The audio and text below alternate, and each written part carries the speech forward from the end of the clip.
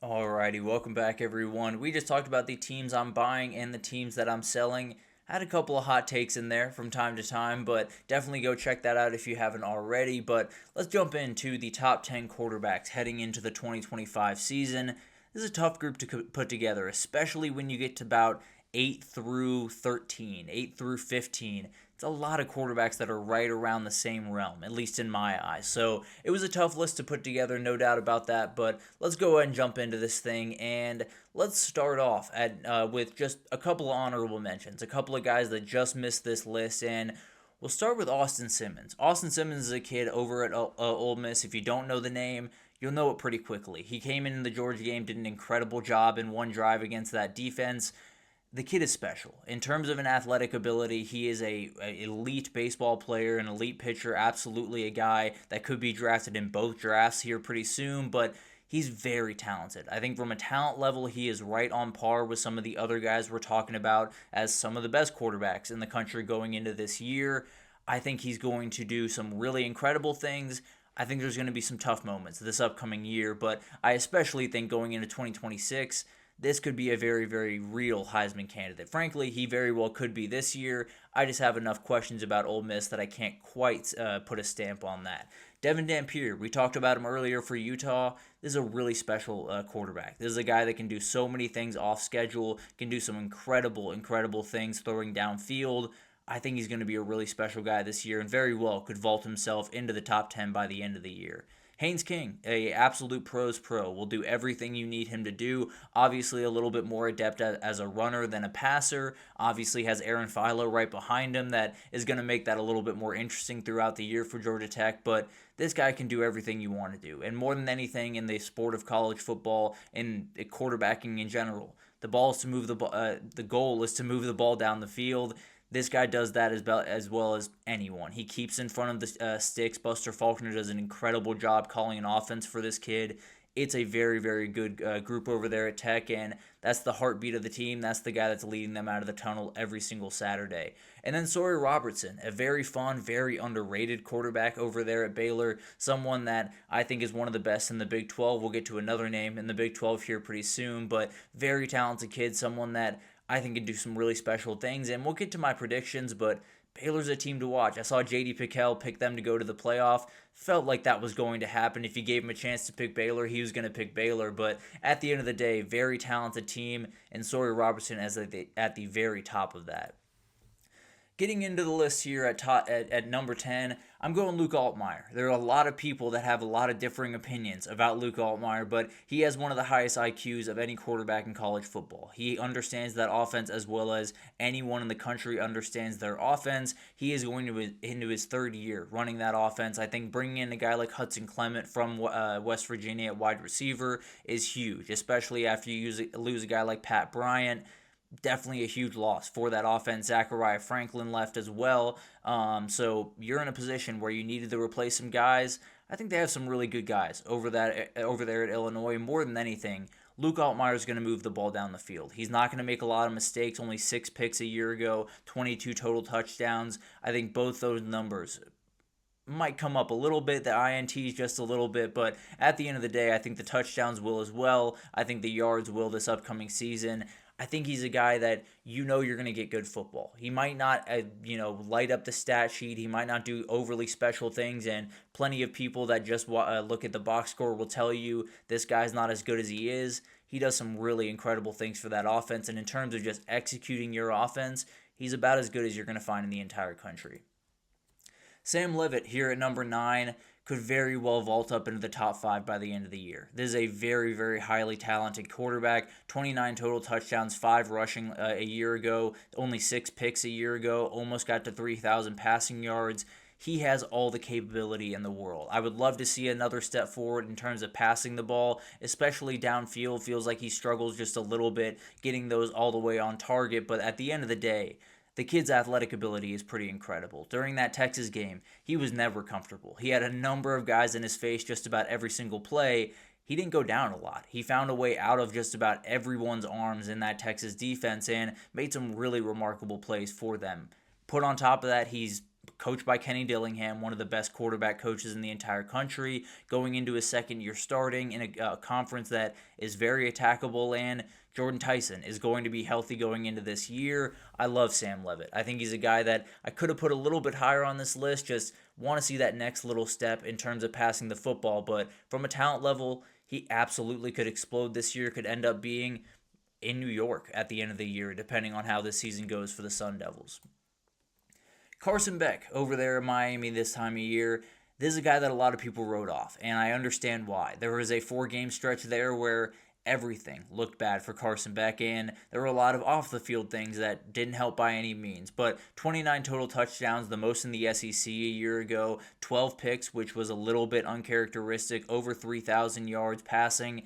This is a very talented kid. Those 4 games were rough. There's no two ways about that. But you saw what he was capable of in the second half of that Alabama game. We've seen what he's been capable of back in 2023 when he made a number of big-time plays down the stretch of games, especially that Auburn game in 2023 where he kind of took over that game along with Brock Bowers in a lot of different ways towards the end of it. But he goes down to Miami, and he absolutely has the ability to make this offense probably not what it was last year with Cam Ward, but make it a very, very elite group. He has guys around him that I have questions about, no doubt about it, but are talented wide receivers that can make some big-time plays for him. I think this is a guy that everyone has just decided is not an elite quarterback anymore, has decided that everyone was just lying to them when they said he was going to be the number 1 overall pick in last year's draft. They weren't lying. There was plenty there to look at and say, this is going to be an elite quarterback, someone to watch going forward. I think he could find it down there in Miami with Shannon Dawson. It might take a little bit of time, still coming back from that injury. Still, I don't think has thrown a pass in practice yet for Miami, but at the end of the day, I think when you look at the talent level, I think this kid can do just about everything you're going to need him to do. It's just a matter of silencing a lot of the noise around him and handling business the way he did in 2023, not so much in 2024. John Mateer comes in here at number 7 for me. Very, very talented kid. Obviously a very dual threat quarterback. 44 total touchdowns, 15 of those on the ground, only 7 INTs a year ago. The big question here is, well, 2 big questions here, is can Oklahoma's offense do enough to help this guy? The offensive line was a massive problem last year. The run game was not nearly as good as it should have been. The wide receiver core was as injured as any wide receiver core I've ever seen in my entire life last season. But now you bring in Jaden Ott as a running back. Deion Burks is healthy again. Jaden Gibson is going to be healthy this upcoming year. It's got to be put together on the offensive side of the ball. You obviously have Ben Arbuckle coming over that should help a lot of this stuff, no doubt about it. But this is a kid that has all the talent in the world. He's taken a big-time step up. He's going from playing Mountain West teams pretty much every week to playing SEC teams every week, getting the Alabamas, the Texas, all of those teams pretty consistently throughout the year. He's got to execute. I think that Michigan game in week 2 is going to be interesting to watch because those edge rushers at Michigan are nasty in every sense of the word, and they will absolutely get after this guy. Can he make some of those special plays that he made down in Washington? And frankly, can Oklahoma make it so he doesn't have to make those superhero-type plays as consistently as he had to a year ago? Because if he does, then there's going to be an offense that still leaves a lot to be desired. We talked about this guy earlier in the show, and frankly, this totally hinges on him being healthy. I'll put that out there right now, but I do have DJ Lagway here at 6. I think the talent on this kid is different in every sense of the word. I think he can do so many different things with the football. He throws the rock around like it's absolutely nothing, like it weighs nothing in his hands. It's a little bit of a projection. There's no doubt about that. But when you look at this offense, and Brooks Austin did a great breakdown of DJ Lagway a couple of weeks ago that everyone should go check out, it is not an easy offense. Everything is 15 to 20 yards down the field. Everything is an elite level pass. If you're going to make that happen, he's made it happen a lot. Now, got to up the completion percentage to at least above maybe 65% would be great in this offense. If he could get to that number this upcoming year, he's going to do some really special things. And then got to limit some of those mistakes. And that goes back to what we were talking about earlier. He's got to be on the practice field. So there is definitely some worry here, definitely some things that could drop this quite a bit over the next little bit. But at the end of the day, if this kid is on the field, you're going to be hard-pressed to find a more talented quarterback in the entire country. And I think he hopefully will be on the field for the majority of this season and make some big-time waves like he did late last year. Number 5, I got Arch Manning, and people are welcome to doubt this kid as much as they want. If you turn on the tape and you watch him, there is very few things that he does not do right. There are very few things that he does not do at a professional level, as you can imagine. Coming from the family he came from, he had 13 total touchdowns last year in limited time, had 4 rushing touchdowns, 2 picks. Obviously, the game that everyone likes to talk about is the Mississippi State game. That was the game where he played incredible football. Was all over the place, made some big time throws. He had 2 games where he played A-plus football, was all over the place, made headlines basically the entire week leading up to the next game, and then there was C-plus football against ULM. So there are plenty of reasons to be worried about this guy, but I think you'll find a lot of the detractors from Arch Manning, a lot of the people that say he's not going to be as good as as people are going to say he's going to be, or as the Manning name would have you think. I think you'll find a lot of those arguments are not based in football. I think you'll find a lot of them are a little bit disingenuous. He played 2A football. He couldn't beat out a 7th rounder. All of that stuff has nothing to do with the actual football being played on the field. He is a very capable quarterback. He does a number of things very incredibly well. I think this guy's going to be a stud. I think he's going to do some incredible things this upcoming year. And the good news for him, I don't think he has to be Superman for this team to win a national title. I think the defense is as good as you can find in the country, and I think he's going to be more than fine handling all that pressure. So Arch Manning is a guy that a lot of people have a lot of opinions about. I think he's going to be one of the better quarterbacks in the entire country this year.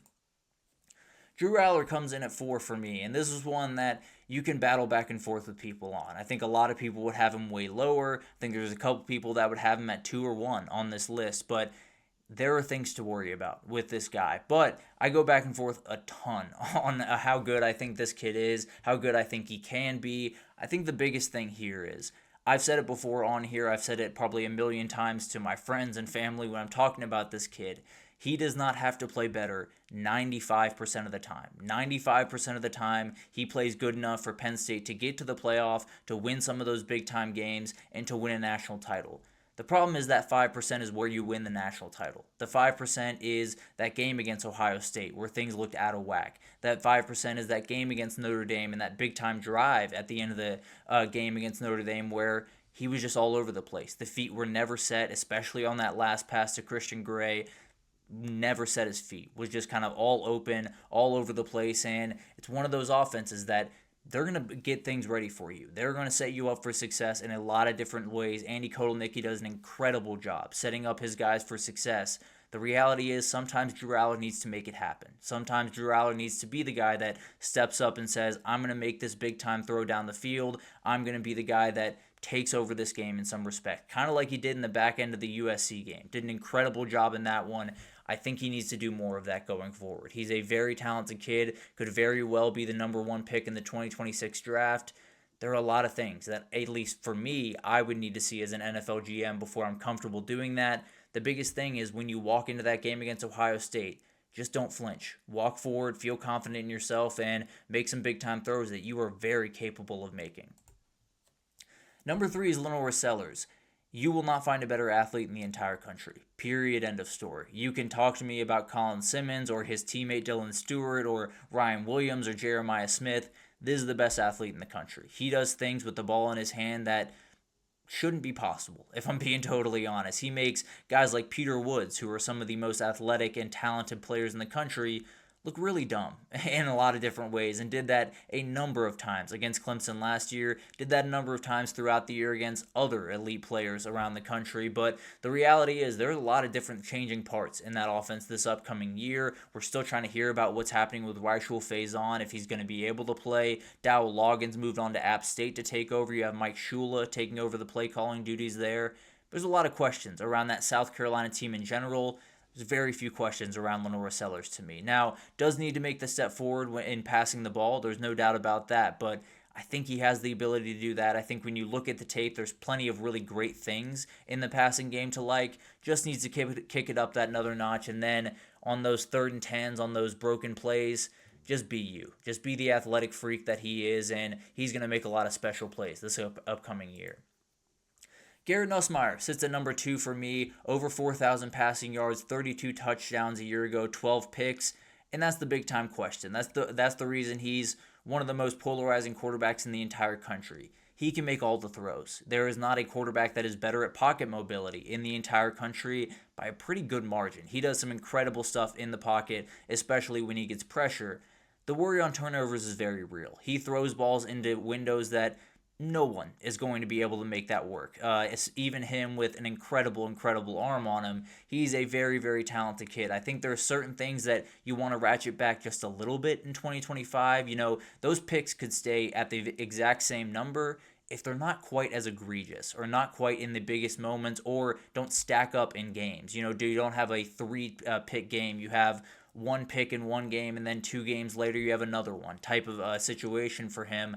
He's going to be really successful. The other thing to keep in mind here is that was his first year starting. I know he's a guy that's been in the program for so long, has sat behind Jaden Daniels for a couple of years, but that was his first full year being the starter of LSU. He's going into his second year, and he's going to be one of the most prolific quarterbacks in the country. Now, we'll see what happens with LSU's defense that hopefully meets him there, but I think this is a guy that is going to be incredible this upcoming year. Frankly, I think this is your number 1 pick in the 2026 NFL draft, but that's something that we can talk about in time, of course. I think this is going to be the guy that blows people away this year.